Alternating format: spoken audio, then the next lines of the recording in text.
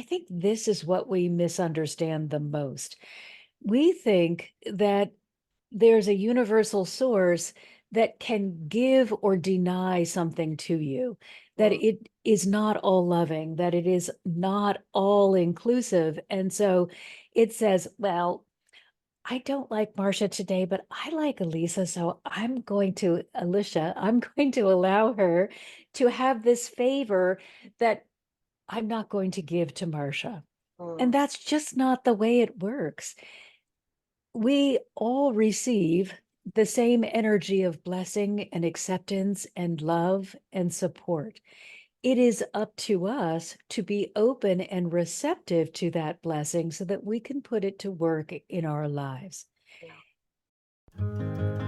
Welcome to Imperfect Momming. Our children are constantly looking to us for examples. The term role model doesn't quite cut it here. We are shaping their worldview with every move we make. You see, it's not in the lectures we give or moments where we are actively attempting to teach them. It's in the micro movements we make, the unconscious ways in which we navigate life. We are constantly teaching our children how to show up for themselves, their friends, their future partners, and even their future children. So, what can we do to ensure we are raising thoughtful, compassionate, self-aware human beings? We have to become them ourselves. No one is perfect, but we can still all be better, and it starts with self-healing. Let's get to it.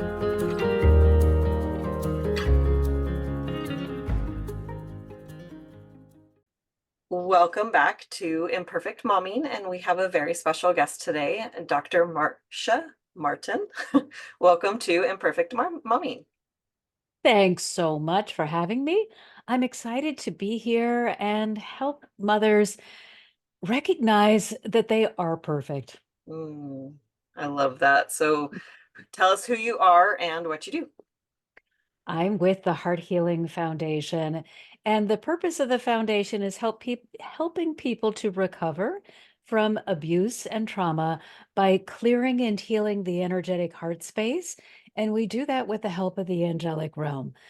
So we focus on helping people to understand that even though you may feel alone in your physical life, you always have a spiritual presence with you. And just like moms, you are always seen as perfect because they see you as you truly are. Mm, And I find for myself and for all those people that I have worked with that when we change the narrative from, gosh, I'm really struggling to be better, and allow ourselves to get to the place where we can say, I am amazing. And sure, there are things that I'm working on that I want to improve or want to make even more incredible. But if you can begin from the place of, I am more than enough, everything that wasn't possible suddenly becomes possible. mm. It's a little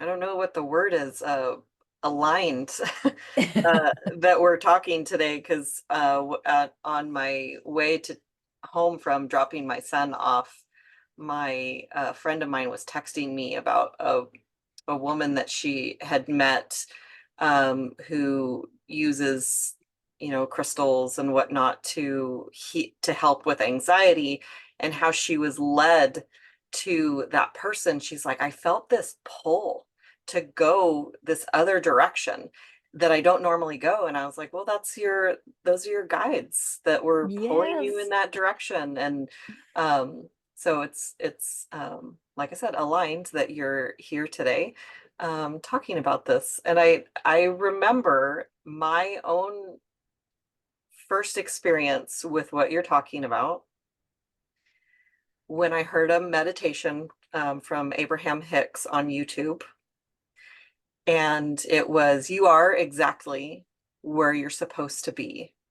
And I felt my entire body relax. Just, that deep breath of, I'm not doing anything wrong. Right. And it's sometimes difficult because there are desert periods to every part of our life. It is difficult while you are in the desert period not to want to assign blame, but that is just going to make everything take longer. Mhm. So I encourage you, no matter where you are, look for what is right about the situation and you. And you can do that most easily through the energetic heart center. If you try to use your outside world as your confirmation, you're going to get a lot of mixed messages. So, your best resource is to go into the heart, and yet you can't just walk in and pretend that you haven't had years of training, or perhaps in some cases trauma or other incidents that would make this heart an unreliable resource. So you have to go in and say, okay, I'm willing to let go of these things that have colored my world in the past. And I just want to align with divine truth, because that's the only thing that won't change. Everything else in our world, everything else in our life will change depending on where we are and who we think we are at that moment. But when we align with universal truth, we know it's the one thing that cannot change. It is the structure for everything that we experience. It is the beingness of our physical bodies. It cannot change, and it has no ego, so it cannot be in a competition with us for who's going to be right.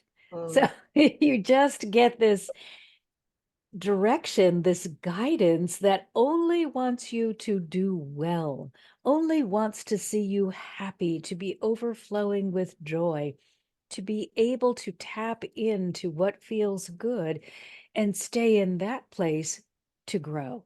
Mm. I love that. And well, you're talking and you said heart center, and I was like, yesterday I pulled a card from an oracle deck that I have, and guess what the card was? It was heart home, and my blue screen is not going to let it. Oh, there it goes. It was heart Oh, that's compassion. beautiful.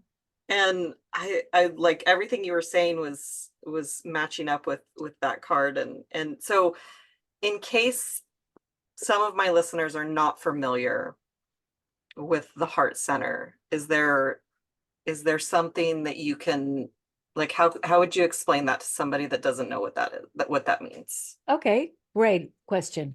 First of all, it is not your physical heart. It is the energetic center that's located right in the middle of your chest. Mm. And this is and it's the same for everyone. It doesn't matter age, race, gender. There, there is no one on this planet that does not have this heart center and doesn't have a connection point with the divine. What can change is the degree of interaction that you are allowing. So, what you want to do is go into the heart center and just focus your attention there until you feel that warmth or that interaction. There's not going to be much going on there. If you've never done this, don't get discouraged. Just acknowledge, oh, I connect to all that is through this heart point. This is my place of belonging. This is my place that can never be taken from me.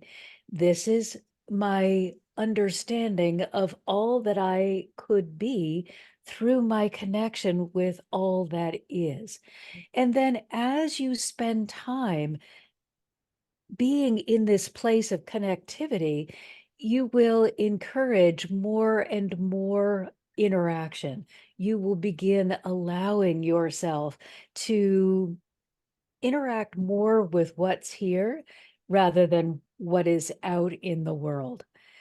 But as I said, if you have experienced quite a bit of trauma or just have a heavy societal conditioning, and it can be familial or cultural or just where you grew up.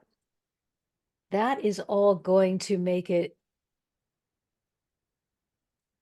less accessible in the beginning. Mhm. But as always, it's your permission. And I think this is what we misunderstand the most. We think that there's a universal source that can give or deny something to you, that Mm. it is not all loving, that it is not all inclusive. And so it says, well, I don't like Marcia today, but I like Elisa. So Alicia, I'm going to allow her to have this favor that I'm not going to give to Marcia. And Mm. that's just not the way it works. We all receive the same energy of blessing and acceptance and love and support. It is up to us to be open and receptive to that blessing so that we can put it to work in our lives. Yeah. If it was just forced upon us, then we would become marionettes at the end of a string. So, this is our free will gift that allows us to choose the level of experience that we want. I'd like to encourage everyone to just go wide open with your connection to the universe, the divine, God, whatever you want to call it. However, that's not reasonable because there's a trust issue. Well, I don't know this thing. How can I trust it? So just do what you are comfortable with and just little by little try small little acts of,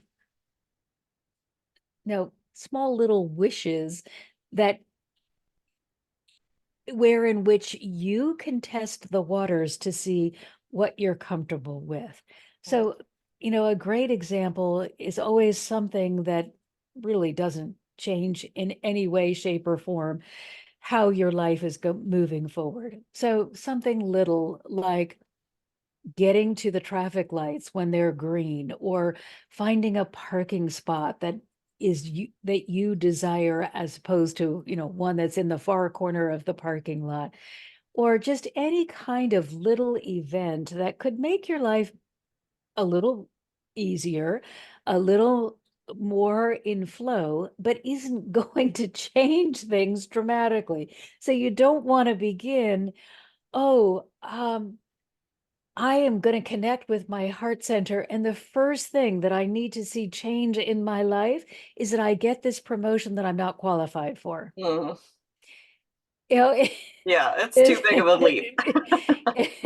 you got to feel qualified for it first, and then you will end up in alignment with the energetic flow and you will get that promotion. So this is not a magic cure.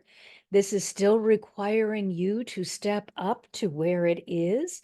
You can't hold those negative beliefs or the toxic thinking and still be in the place of receptivity. So that has to go first. You've got to agree with yourself. Okay, whatever we have experienced hasn't been working, so I'm going to really put effort into looking at ways in which I can move myself forward, no matter what kind of change I need to have in my thinking. So I'm going to let go of all of these problems that I'm obsessing over. I'll let go of these societal beliefs that really are just holding me in place. I'm going to let go of all of the ways in which I've failed because I want access to the truth. And that can only come if I create a space. Mhm. What you were describing with the, front row spot and the traffic light changing, and it made me think of my fiance always says things like, I have Larry luck. His name's Larry. And that when the good things that happen to him, it's because of Larry luck. And he also has a belief like bad things don't happen to me. So he like So if something bad happens, then there's always a good side to it. And one day I was like, well, that wasn't Larry luck, that was Alicia luck. And I'm like, I adopted that. This is mine now. I have Alicia luck too. And it is perfect. There is no better way to think than that. Okay, hey, everything always works out for me. Gosh, when you walk around with that mindset, you are not looking for the thing that is wrong. You are hardwired. All of your focus is on the thing that is right. So you are going to do whatever you need to do to get to that endpoint. And it works the exact same way in reverse. Oh, the bad things just are attracted to me. Well, you are then going to be only focused on what could go wrong, and you are going to make sure that you line up with difficulties. We are forgetting how powerful we are as creators of our own life experience. And we think, well, if I just make my brain change and be more whatever, that I'll really have it under control. But it is the heart that is navigating your ship. You've got to get to the place where you can say and mean it, everything's always working out for me. That is going to signal to your entire body, we can accept these good things. Heart has more going on than brain. The physical heart actually has more neurons to the brain than from the brain going to the heart. The heart is the one that's in charge. So if you don't feel it, you're not going to see it, process it, or do anything to put yourself in alignment with it. If you feel it, you are going to be 100% on that Larry luck, Alicia luck, Marcia luck. Nothing is going to deter you from your course. You could, on the way to your wonderful ending, get in a car crash, get somebody automatically that shows up just in time to get you out of the car. And, they're reminding me of something that did happen because I have my kids so trained in this. So my son is on his way to work and a car comes out of he's going this way, a car comes out of the side street and hits him. He's about 15 minutes on his journey. So when I get the call, I have to drive 15 minutes. In the span of the time that it took me to drive those 15 minutes, there is already a tow truck that has his car on the back of it and is handing him a card saying, oh, you want to speak with this attorney? My son was in an accident and this person was wonderful and resolved everything for him. Come on, let's get in the tow truck. I'll take you over to the rent-a-car so that you, I was like, whoa, angels. I'm sorry that he got in this accident, but oh well, it it wasn't. So that particular event happened. Everything else still magically unfolded in a way that would allow him to get the best out of the circumstance. So yeah, you're still going to run into stuff. You're in a life. You agreed to have these experiences and adventures. But if you want the end result to be greater than where you began, you will attach to that belief and make it so strong a belief that everything is always working out for you. Yeah. You mentioned earlier, I have so many stories that I could piggyback off of that. but I grew up in a Christian home, and and my dad was very connected to the love of God and Jesus. That was his main focus. And that wasn't my experience of Christianity. It wasn't it, Mine. I mean, you can look at in a lot of places and see where that's not the example that a lot of people are showing. And again, and I'll take ownership of that. I saw what I believed to be true. So I experienced it. I believed, there's a lot of Christians that don't focus on love. And so that's what I would see out in the world. So I'll own that. And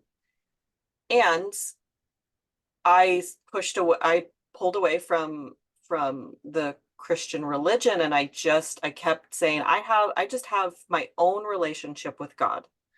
And there was a part of me that was also angry at God. And I went through this tool that we use in my coaching community called a total truth letter. And it's 6 layers of emotion, starting with anger and ending with love.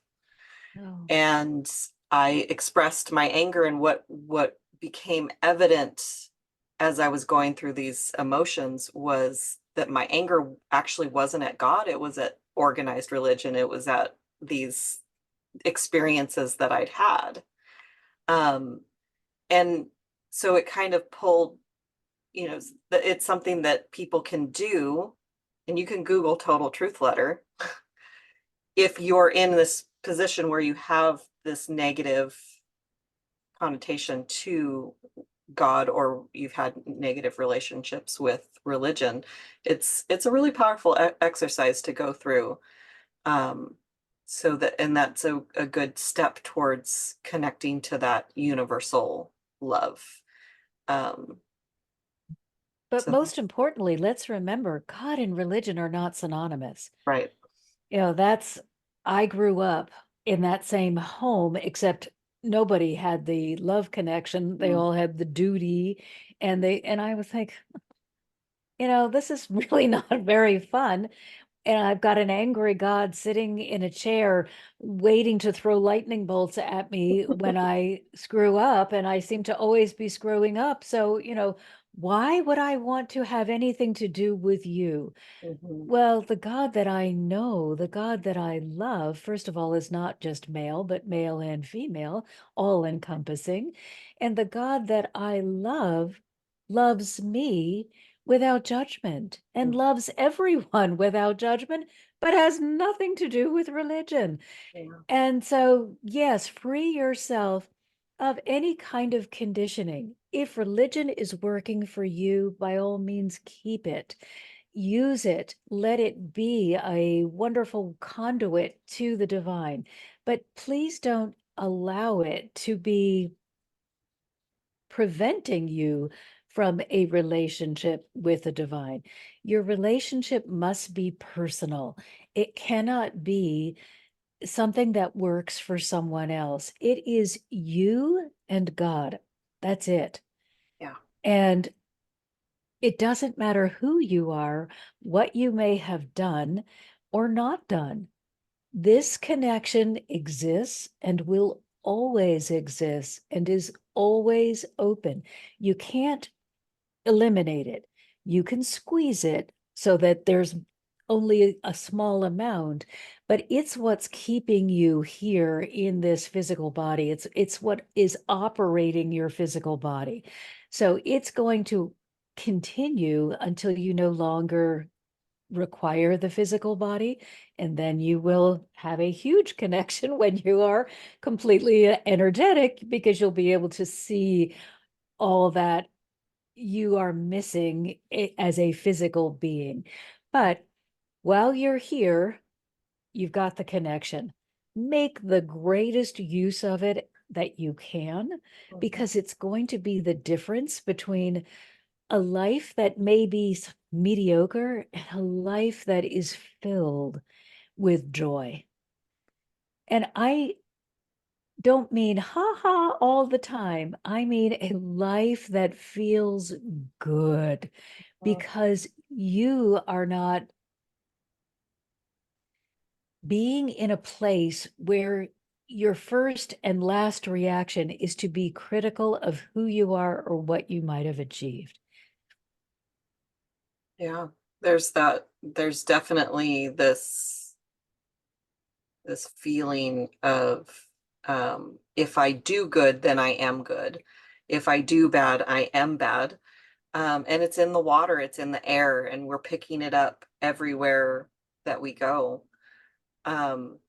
This week has been very fun with my son. We've had some really beautiful conversations about, he learned about Hinduism and Buddhism in history class today or this week.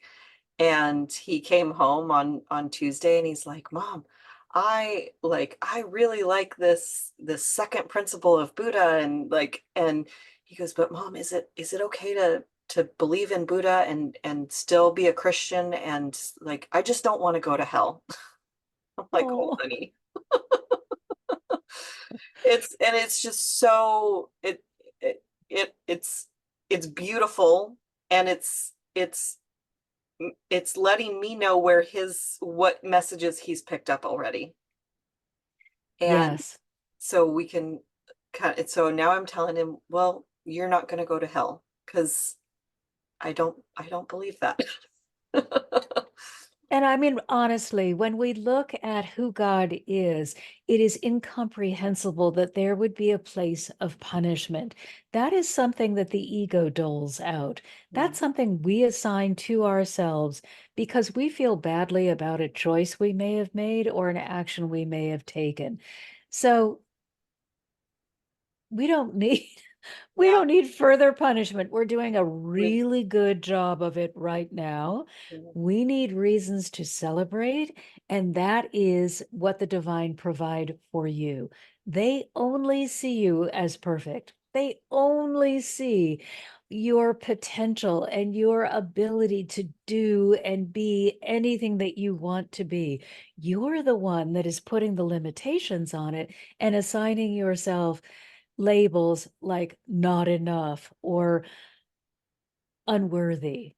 Mhm. So strip off those labels with the help of your divine support team, and then recognize how magnificent your life could be. But please don't misinterpret my words to mean you will never have a challenge moving forward. I don't mean that there will never be a challenge. It's just that you will feel so supported by your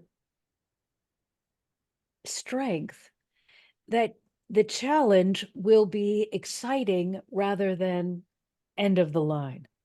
Oh, look, I've got this thing. And not every challenge is exciting. I have days where they're saying to me, oh, really? You're not always Yeah. excited about it. I'm like, yeah, okay, you're right.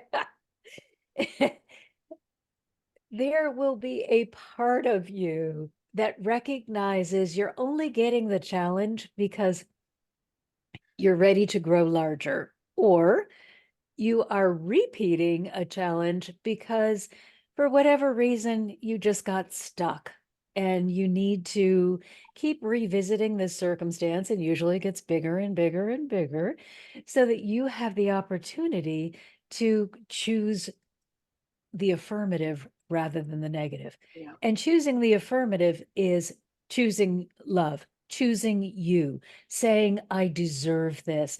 I'm going to honor myself by allowing myself to receive. Choosing the negative is, I'm too small. Oh, I'm not good enough. Oh, what will people think? Who cares? What do you want? What would feel good to you? How is this going to move your life forward? We forget sometimes how important this is to the world. When you're filled with joy, when you are overflowing, when you are walking unconditional love, you are a powerful force for good for everyone that you interact with. Whether you talk with them or not, whether you're just existing in the same space, that joy that's flowing out from you is making it easier for other people to feel uplifted. So let's remember how important and how powerful each one of you is, and then do that inner work so that you can continue to be that incredible source of support, first for yourself and then for all others. And I was going to ask you for a piece of advice, but that sounded so good. But if there was another thing that you wanted to say, I just want to remind people to do the inner work. When you change the inner landscape, when the conversation that you are having with yourself is, I am so proud of myself. I am so thrilled with all I have been able to achieve. You will be so much more likely to get to the goal that you have chosen for yourself. But most definitely, if this inner landscape is reflecting, I love myself, I'm proud of myself, I feel good about myself, the outer has no choice. The outer is completely dependent on the inner. So if the outer is not looking good, go here first and make sure everything is feeling good within. If it isn't, do what you need to do to change it. so good. I could talk. I could literally talk to you for hours. And the whole time you've been talking, I'm like, do you do meditations? Because you I should. do. I do Yeah. meditations, and my work is all in the energetic heart space. That's all we do is go in there. And because, as I said, I grew up in a Christian household, I do use the energy of the Christ. I call that being Jesus, but it is unconditional love. And so when we go into the heart to deal with any kind of trauma or any kind of past abuse or anything that isn't serving your highest good, we don't approach it, you and the problem. First, you have this energy of unconditional love that is saying to you, hey, your days of navigating the world by yourself are over. Here's your problem, but here is that barrier of unconditional love. You have to be over here because nothing is going to get to you without first passing through this unconditional love. And it makes life so easy because you're able to step back and say, oh yeah, I see this really heinous thing happen to me at 5. And I've been trying to protect myself from that happening again for all of these years. And by having this knee-jerk reaction, I haven't been able to fully live my life. I've been protecting myself from things that I have wanted to experience, or I've been preventing myself from branching out because I was worried that I would have a repeat. So, I'm just going to let this go. I don't need it anymore. I want me. I want all that I can be instead of all that I used to be standing in the way. And then the energies help you release this stuck, stagnant energy and replace it with something that is loving. And it is just so much easier to let go of the mind chatter and the confusion and all the stuff that we've stored away when you're not by yourself. Mm. I thank you for all of that. Where can our listeners find you?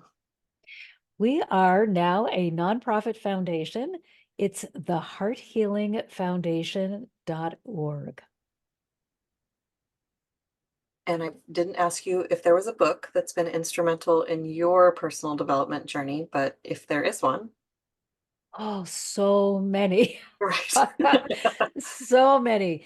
But I have to say, the authors of the late 1800s, and this is Science of Mind, Ernest Holmes, Elizabeth Cady, all of those had an interesting viewpoint. Those of us in the more New Age philosophy were getting a little less disciplined. At least I'm speaking for myself here, in our way of trusting God or depending on that connection. And for my doctoral degree, I read all of these authors in that early period. Science of Mind, I think, was the overarching philosophy at the time. And they kept saying over and over again, put God to the test. God can't fail. But if you never put things out there so that you can see that you are supported, you will always believe a false narrative, which is, well, God's a fair weather friend. Sometimes it rains and sometimes the sun shines. But if you become dependent on this energy, you will see how much support you have. Again, you can't go from 0 to 1,000 and believe that you're going to do it successfully. So begin where you are. Try getting in alignment with the traffic lights or finding that parking space and beginning that journey of trust.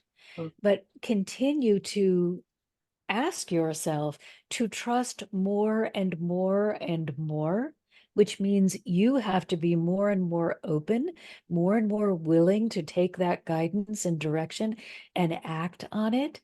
But if you are willing to trust and willing to act, you will see evidence of the divine in every aspect of your life. Yeah.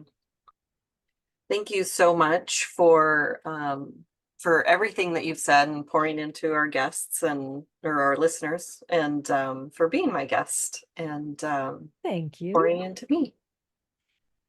Thank you so much. I just want to add one thing, and that is the greatest thing that you can ever do for anyone you meet, but most especially your children, is to love them unconditionally. Please just offer love first and everything else second. Yeah. That could have been the whole conversation. We could do a whole nother podcast on that one right there. Yeah. So there will be another episode of Imperfect Momming coming for you all next week. And until we meet again, keep healing. Bye, guys. Thank you for tuning in to Imperfect Momming. It's time for us to step up and realize that our power is not in trying to shape our children. Our power lies in shaping ourselves into the people we want our children to model themselves after. Don't just do it for your kids. Do it for yourself. When you become a more self-aware, compassionate, and confident person, you and everyone around you benefit. For more information about me and my work, visit AliciaLyons.com. That's ALYSIALYONS.com. See you next time.